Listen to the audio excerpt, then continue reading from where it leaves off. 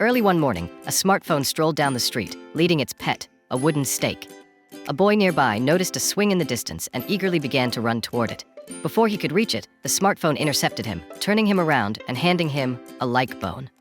The boy, like a dog, snapped it up in one bite, chewing it with enthusiasm. Afterward, he obediently followed the smartphone, wagging behind it. At an intersection, the boy nearly got hit by a car. He fell flat on the ground, sprawled out like a dog. The smartphone didn't seem concerned.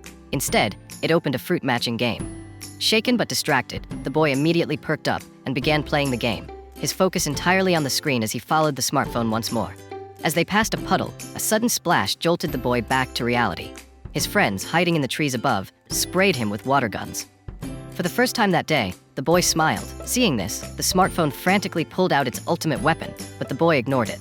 Instead, his friends invited him to play with them. The scene shifted dramatically. The boy ruthlessly shut off the smartphone, leaving it abandoned on the ground. He climbed a rope ladder to join his friends, laughing and playing freely.